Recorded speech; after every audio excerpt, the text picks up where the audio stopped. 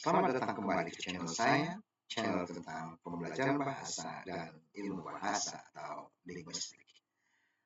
Pada video kali ini, saya akan memperkenalkan konsep dari fungsi experiential, salah satu fungsi bahasa yang berperan penting di dalam pembelajaran SFG atau Systemic Functional Grammar. Fungsi experiential merupakan fungsi bahasa yang digunakan untuk merepresentasikan suatu pengalaman. Apa sih yang dimaksudkan dengan pengalaman? Pengalaman adalah semua kegiatan. Apakah kegiatan itu berupa kegiatan fisik atau non-fisik? Kesemuanya itu merupakan pengalaman kita. Ketika pengalaman itu akan kita representasikan, maka bentuk representasi itu adalah dalam bentuk suatu klausa. Jadi, klausa itu merupakan suatu istilah yang di dalam SFG berfungsi sebagai unit dari pengalaman. Tentunya, ketika kita ingin merepresentasikan pengalaman kita, pasti ada unsur pembentuknya. Unsur pembentuk klausa itu ada 3. Yang pertama adalah proses, yang kedua adalah partisipan. Proses dan partisipan ini merupakan unsur yang wajib ada di dalam setiap klausa. Dengan kata lain, kita tidak akan bisa merepresentasikan pengalaman kita tanpa ada proses dan partisipan. Sementara itu, unsur yang ketiga yaitu circumstance bersifat optional. Dengan kata lain, kita dapat merepresentasikan pengalaman kita dengan atau tanpa circumstance. Baik, dari 2 unsur utama pembentuk suatu klausa yaitu proses dan partisipan, maka unsur inti dari klausa itu, unsur yang terpenting dari suatu klausa itu adalah proses. Makanya proses dinamakan dengan nukleusnya pengalaman. Inti dari pengalaman, inti dari klausa yang merepresentasikan suatu pengalaman. Sementara itu, partisipan adalah unsur yang juga wajib ada, tapi keberadaannya itu diikat oleh proses, ditentukan oleh proses. Maka jenis dan jumlah partisipan itu ditentukan oleh proses. Dan jumlah berapa banyak partisipan yang kita butuhkan itu dinamakan dengan valensi. Kita akan melihat nanti bagaimana valensi ini digunakan di dalam menentukan jumlah partisipan yang diinginkan oleh proses atau yang dibutuhkan oleh proses. Berikutnya circumstance. Meskipun circumstance itu bukan merupakan unsur yang wajib ada, namun circumstance keberadaannya tidak ditentukan, tidak diikat oleh proses. Dalam formal grammar, circumstance ini dimaknai dengan keterangan atau komplement. Circumstance adalah bagian dari pengalaman yang digunakan untuk menjawab pertanyaan seperti kapan, di mana, bagaimana, dari mana, berapa banyak, dan sebagainya. Baik, sekarang kita lihat valensi dari proses. Valensi dari proses sedikitnya ada 4 jenis. Yang jenis pertama ini dinamakan dengan avalen. Avalen itu artinya apa? Tak satu pun proses itu diikat atau ditentukan oleh proses. Walaupun teori yang mendasar seperti yang saya sampaikan tadi bahwasanya keberadaan dari partisipan itu diikat oleh proses. Akan tetapi khusus untuk 2 proses yaitu snow dan rain ini tidak dapat mengikat, tidak dapat menentukan partisipannya. Artinya walaupun partisipan itu ada, tapi keberadaan partisipan ini bukan yang diinginkan oleh kata snow. Tetapi memang kata snow itu hanya bisa menggunakan participant it, sehingga ini kita namakan dengan avalen. Berbeda dengan yang kedua, klausa yang kedua, di sini juga terdapat satu partisipan, yaitu Mike, tapi keberadaan Mike ini ditentukan oleh proses arrive. Karena Mike ini diikat oleh arrive, dan hanya satu partisipan yang diikat, maka inilah yang kita sebut dengan monovalen. Mono artinya satu. Sehingga monovalen artinya proses yang mengikat satu partisipan. Berikutnya, klausa yang ketiga, kita menggunakan proses kick. Ternyata proses kick ini membutuhkan dua partisipan. Kick dalam bahasa Indonesia kita terjemahkan menyepak, berarti butuh dua partisipan. Siapa yang menyepak dan apa yang disepak. Sehingga kick di sini mengikat dua partisipan. Partisipan pertama yaitu Mike dan partisipan kedua yaitu the ball. Sehingga Mike dan the ball, keberadaannya ini ditentukan oleh proses. Karena proses kick di sini dalam contoh klausa ini mengikat dua partisipan, maka ini dinamakan dengan bivalen. Jadi sekali lagi, saya ingatkan valensi itu artinya adalah berapa jumlah partisipan yang diikat oleh proses. Selanjutnya, contoh klausa yang keempat, ada tiga partisipan yang diikat oleh proses game, yaitu Mike, yang kedua me, yang ketiga a book. Ketika satu proses mengikat tiga partisipan, maka ini dinamakan dengan trivalen. Ya, sehingga kalau kita ilustrasikan game, mengikat partisipan satu Mike, mengikat partisipan dua me, dan mengikat partisipan tiga a book. Inilah yang disebutkan dengan valensi, berapa jumlah partisipan yang diikat oleh proses. Selanjutnya kita lihat jenis-jenis dari proses dan partisipan. Kenapa jenis proses dan partisipan tidak dipisah jenis proses saja atau jenis partisipan saja? Karena partisipan itu keberadaannya ditentukan oleh proses. Dan berbeda proses, maka berbeda pula jenis partisipannya. Baik, kita akan melihat jenis proses satu persatu, dan baru kita lihat jenis partisipan apa yang diikat oleh proses tersebut. Proses yang pertama itu adalah proses material. Proses material ini adalah proses melakukan atau proses terjadinya sesuatu. Atau proses yang terjadi di luar manusia, di luar diri manusia. Atau proses fisik, proses yang dapat dilihat. Maka, proses material ini dapat mengikat tiga partisipan. Ya, dapat mengikat tiga partisipan. Apa contoh proses yang dapat dilihat? Seperti berjalan. Kita dapat melihat seseorang berjalan. Ya, dan berjalan melibatkan proses fisik. Maka, berjalan itu termasuk dalam proses material. Dan juga ketika saya katakan, saya memberinya sebuah buku. Maka, memberi sebuah buku itu pasti nampak atau dapat kita lihat. Maka, ketika ada tiga partisipan seperti saya memberinya buku, berarti ada tiga buah partisipan. Maka partisipan satu itu dinamakan aktor. Siapa yang memberi? Yang partisipan dua itu adalah goalnya. Ya, goalnya ini artinya apa? Apa yang diberi. Ya, siapa yang memberi, apa yang diberi. Dan partisipan tiga ini adalah kepada siapa diberikan. Ya, kepada siapa diberikan. Sehingga proses material itu dapat mengikat sampai tiga partisipan.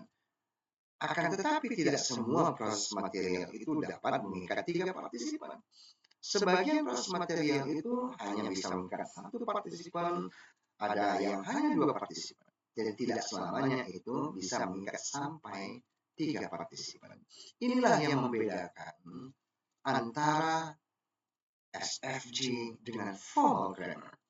Kalau dalam formal grammar, ya, semua yang menemani predikat yang di awal itu dinamakan dengan subjek, yang sudah predikat dinamakan dengan objek. Untuk semua jenis proses atau semua jenis verba dalam istilah formal grammar. Akan tetapi, di dalam SFG, yang namanya subjek tadi itu, yang namanya objek istilah yang digunakan dalam formal grammar, itu berbeda-beda namanya, tergantung kepada jenis proses. Kalau dia proses material, seperti yang saya sampaikan tadi, partisipan 1 namanya aktor, partisipan 2 goal, dan partisipan yang ketiga namanya recipient atau client. Jenis proses yang kedua namanya adalah mental process. Proses yang terdapat dalam diri kita, mental, dalam diri kita. Proses yang terdapat hanya dalam pikiran kita. Dengan kata lain, proses yang tidak dapat dilihat. Ya, maka proses ini juga dinamakan dengan proses merasakan. Ya, seperti misalkan saya paham. Ketika saya menyampaikan saya paham, maka orang tidak bisa melihat bagaimana bentuk saya paham. Karena terjadi dalam kepala saya, dalam diri saya. Maka partisipan 1 itu dinamakan dia dengan sensor. Siapa yang mengalami, siapa yang merasakan. Sementara partisipan 2 itu dinamakan dengan fenomena.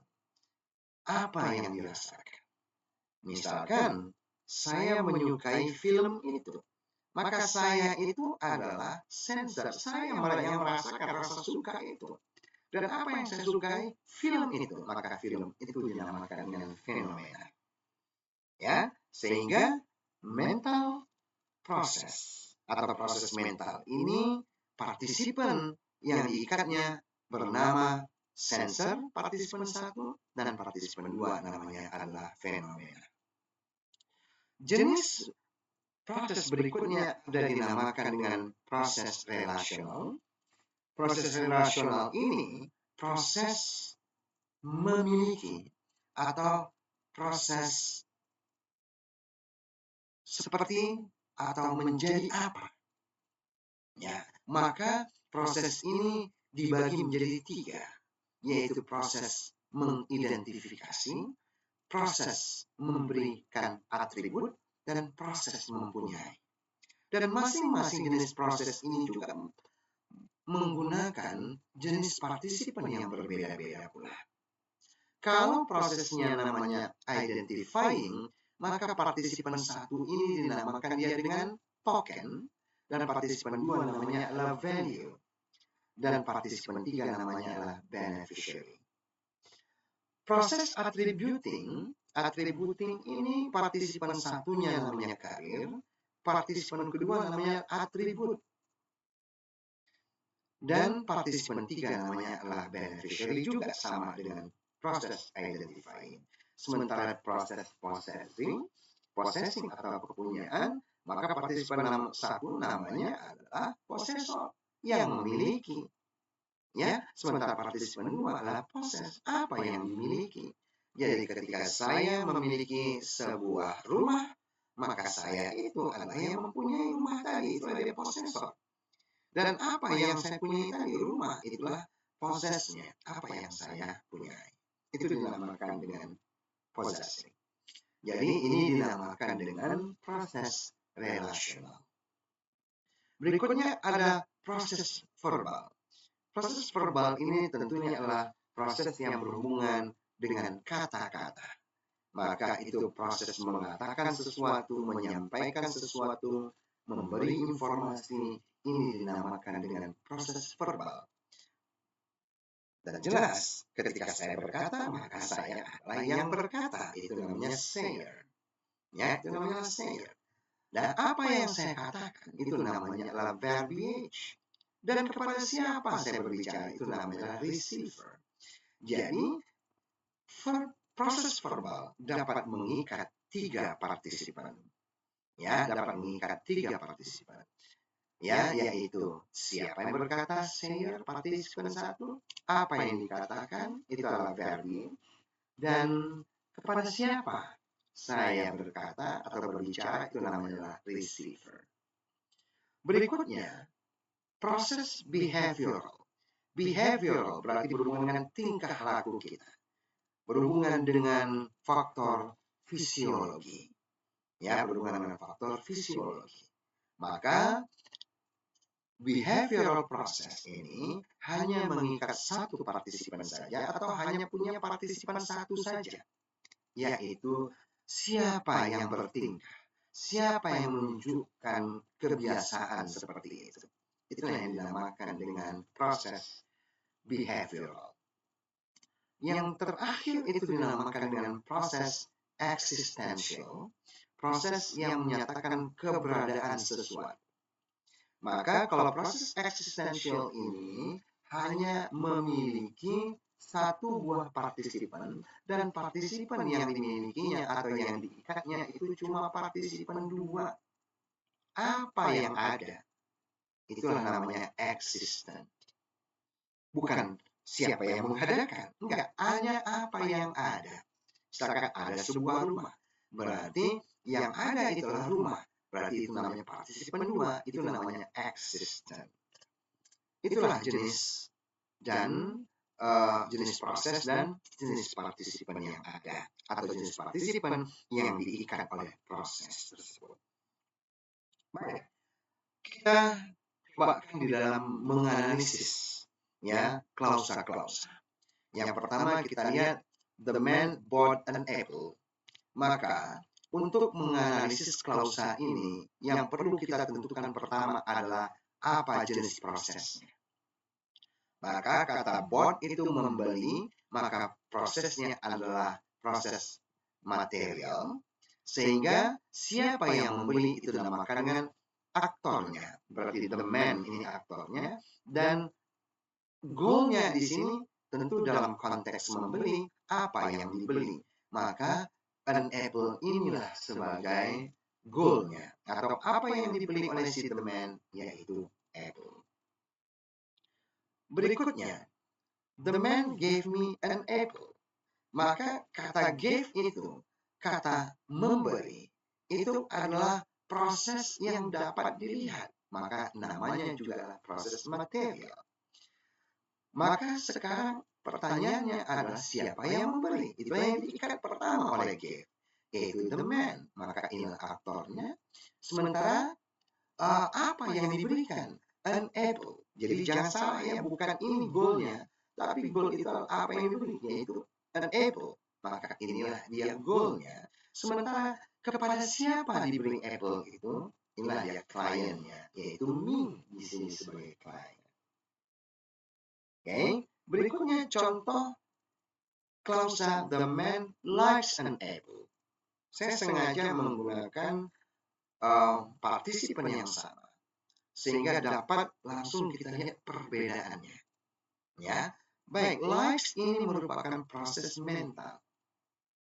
Ya, dan proses mental like ini membutuhkan sedikitnya dua partisipan, yaitu siapa yang menyukai, dan yang kedua, siapa atau apa yang disukai.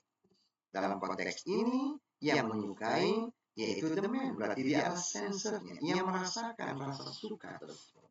Sementara apa yang disukainya itulah dia an apple, berarti inilah dia fenomena.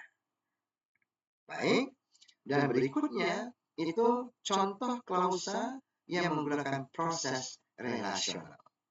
Proses relasional di sini adalah proses identifying. Ya, karena kita menggunakan token sebagai partisipan satu dan value sebagai partisipan dua. Sekarang coba kita langsung bandingkan dengan the man is a teacher. Bagaimana cara kita menguji apakah kita menggunakan token value sebagai partisipan atau carrier dan atribut sebagai partisipannya?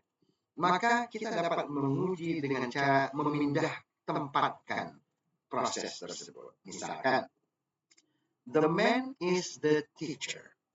Bisa nggak kita membalikkan menjadi the teacher is the man? Ya, apakah bisa kita the man is the teacher? Apakah bisa kita balikkan menjadi the teacher is the man? Iya, bisa.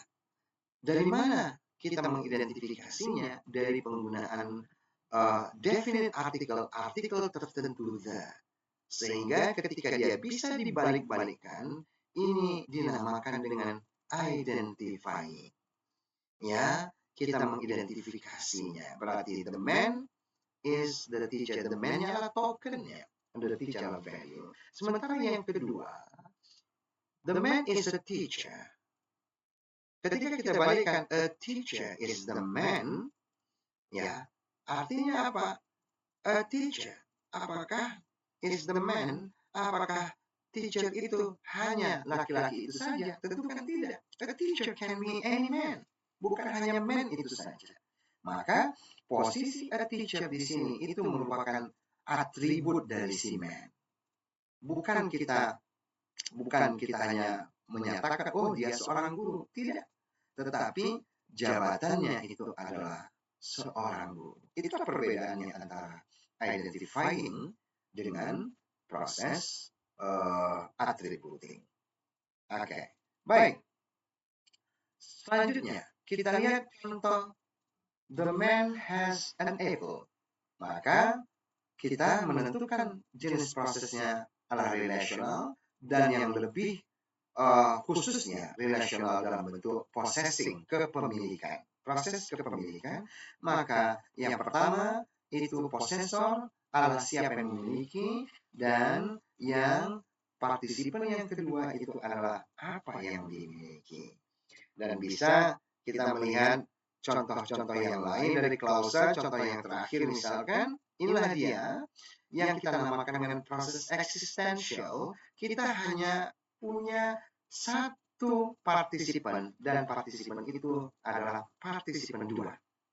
Jadi ketika there are some boys in the field, maka yang menjadi partisipan dua itu adalah some boys-nya. Nah, some boys. Karena yang kita nyatakan sini adalah siapa yang ada. Ya, siapa yang ada? Ya, some boys. Berarti boys-nya itulah yang ada. Berarti itulah yang kita namakan dengan existent. Baik, kita lanjutkan sekarang ke jenis dari circumstance. Seperti yang saya sebutkan sebelumnya, circumstance ini adalah bagian dari pengalaman yang menjawab tentang di mana pengalaman itu terjadi, di mana pengalaman itu dirasakan, bagaimana pengalaman itu dikerjakan, bagaimana pengalaman itu dirasakan, dan bagaimana dilakukan pengalaman tersebut, dan mengapa pengalaman itu terjadi. Ini semuanya dinamakan dengan circumstance.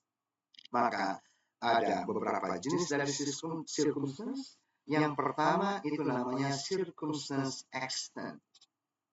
Ya, circumstance extent ini dia berhubungan dengan pertama durasi, yang kedua dia berhubungan dengan jarak. Ya, dengan kata lain, extent ini ya berhubungan dengan seberapa lama, seberapa jauh. Misalkan kita mengatakan saya sudah berada di sini selama 2 jam. Nah, berarti jenis circumstance yang kita gunakan adalah circumstance extent.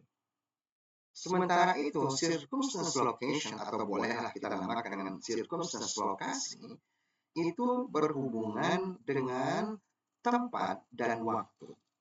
Ya, tempat dan waktu. Maka pertanyaannya biasanya itu kapan, di mana? Jawaban kita ya kemarin. Kalau kapan, kalau di mana? Ya di kelas atau di kota ini, kota itu, di dalam kantor dan lain-lain. Itu dinamakan dengan circumstance lokasi. Manner. Berikutnya adalah circumstance manner. Manner berarti adalah bagaimana pengalaman itu dilakukan, bagaimana pengalaman itu terjadi. Maka pertanyaannya itu biasanya digunakan kata tanya how. Bagaimana? Bagaimana kamu lari? Ternyata pengalaman larinya itu dengan kencang. Nah, berarti quickly. Atau bagaimana kamu melakukan segala sesuatu ini ya dengan secara perlahan. Berarti secara perlahan itu adalah manner. Ya, bagaimana cara melakukan atau bagaimana kejadian itu dilakukan. Jenis circumstance berikutnya adalah jenis circumstance sebab akibat. Ya, pastinya kita sudah tahu yaitu cause, why. Ya, sebab akibat. Jadi artinya kenapa kamu belajar bahasa Inggris? Karena saya ingin pergi ke luar negeri misalnya. Berarti karena keinginan pergi itu dinamakan dengan circumstance sebab. Mengapa kamu kesini? Ya, untuk menemui, berarti itu juga pun merupakan circumstance cause atau circumstance akibat. Berikutnya ada namanya istilah circumstance contingency. Ya, artinya ini dalam keadaan apa? Dalam kejadian apa? Dalam event apa? Nah, seperti ya pada saat hujan, ya, pada saat tidak ada bukti, ya, ini dinamakan dengan circumstance contingency. Berikutnya ada circumstance peran atau role. Ya, sebagai apa? Ya, misalkan saya berbicara di sini sebagai manajer dari perusahaan ini. Berarti sebagai manajer dari perusahaan ini itu merupakan circumstance dan circumstance yang namanya circumstance role atau peran. Ya. Berikutnya ada circumstance tentang apa? Ya. Tentang apa? Misalkan saya berbicara di sini tentang kesehatan. Berarti tentang kesehatan itu adalah circumstance matter. Ya, circumstance matter. Tentang apa? Topik apa? Tentang topik apa? Ya, ini dinamakan circumstance matter. Selanjutnya, ada namanya circumstance accompaniment. Artinya apa? Kamu ke sini dengan siapa? Kamu ke sini naik apa? Ya, itu namanya adalah accompaniment. Bersama siapa? Bersama apa? Itu yang dinamakan dengan circumstance accompaniment. Dan yang terakhir namanya adalah circumstance angle. Artinya menurut sudut pandang, menurut perspektif apa, menurut point of view apa, itu yang dinamakan dengan circumstance angle. Jadi kita melihat SFG ini sampai jenis circumstance yang pun didefinisikan secara detail. Untuk apa? Supaya menunjukkan jelas apa fungsi dari setiap kata yang kita sampaikan untuk menggambarkan atau untuk merepresentasikan pengalaman kita. Demikian pembahasan tentang fungsi experiential. Mudah-mudahan dapat dipahami dan sampai jumpa kembali pada video lainnya khususnya tentang jenis metafungsi bahasa lainnya dalam SFG.